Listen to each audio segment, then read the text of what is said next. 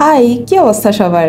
অনেক দিন পর আবার একটা ছোট্ট ব্লগ নিয়ে চলে আসলাম তোমাদের সাথে আড্ডা দিতে।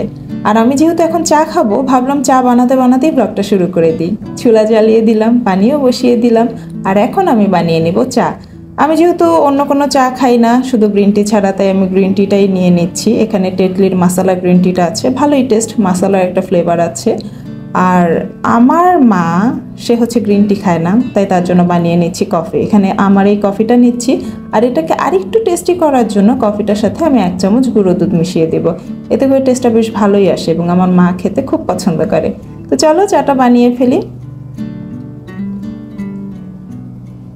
দিয়ে দিলাম গরম পানি।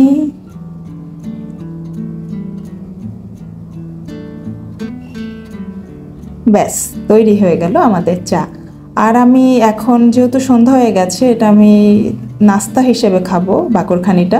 বাকরখানি দিয়ে কিন্তু দুধ চা খেতে ভীষণ মজা, কিন্তু আমি যেহেতু দুধ চা খাই না, তাই এমনিতেই খাচ্ছি, খালি খালি খেতে হবে। আর দেখো আমার অবস্থা, যেই কৌটার মধ্যে বাকরখানি ছিল সেই কৌটার ঢাকনাতেই আমি এটা নিয়েছি, কারণ কৌটার মধ্যে 1 পিসই ছিল। তো ভাবলাম যে কৌটা যেহেতু ধুতেই হবে, তো ঢাকনাটাই ব্যবহার করি। আর এই বাকরখানিটাও আমার জন্য বেশি হয়ে যাচ্ছিল, তাই এখান থেকে আমি আবার ভেঙে আমার মাকে একটু দিয়েছিলাম।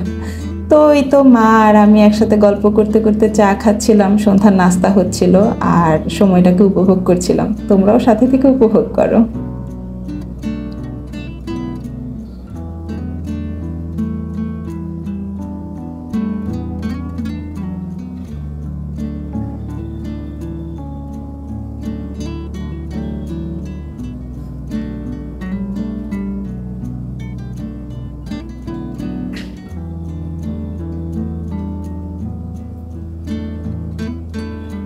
খাওয়া দাওয়ার পর্ব শেষ, এখন আমি পড়তে বসে গেলাম। আর অনেকেই হয়তো জানো না যে আমি বিসিএস এর জন্য প্রিপারেশন নিচ্ছি। নেওয়া উচিত আমার মনে হয়, যাদেরই আসলে বয়স আছে বা যাদেরই সুযোগ আছে, অবশ্যই এটার প্রিপারেশন নেওয়াটা উচিত।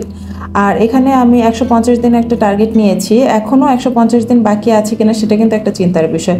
কিন্তু নর্মালি যতটুকু হয় যে এপ্রিলের শেষের দিকে বা মের দিকে প্রিলিটা শুরু হয়, তো এবার হয়তো আর একটু পেছাতে পারে।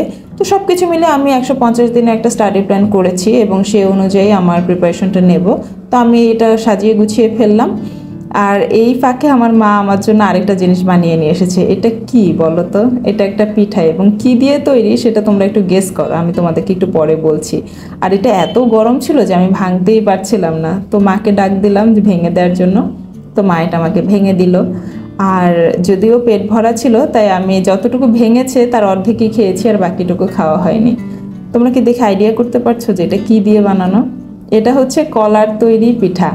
অনেকেই হয়তো কলা দিয়ে প্যানকেক বানিয়ে খেয়েছো, কিন্তু পিঠা হয়তো অনেকে পরিচিত নাও হতে পারো।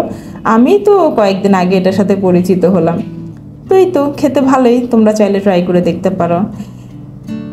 তারপরে আবারও পড়াশোনায় চলে আসলাম। পড়তে হবে, পড়ার কোনো বিকল্প নেই। কতটুকু পড়েছি, খুব কমও না খুব বেশিও না, যতটুকু পড়েছি আজকের মতো এতটুকুতে চলবে, আমি স্যাটিসফাইড।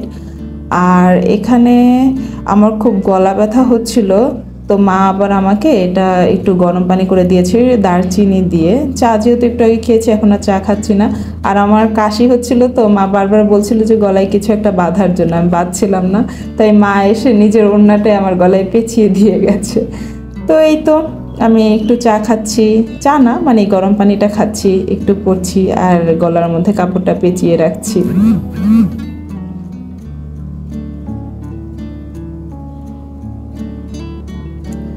শুধু দারচিনি দিয়ে বানানো হলেও এটা কিন্তু খেতে আমার ভালোই লেগেছে।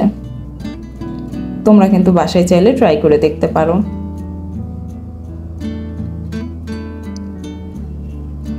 তারপর আর কি পড়াশোনা যতটুকু করার করলাম, আজকের মতো এনার্জি শেষ। এখন আমি সব কিছু গুছিয়ে রেখে দিচ্ছি, আর সকালে উঠে আবার পড়বো ইনশাল্লাহ। আজকের মতো এতটুকুই।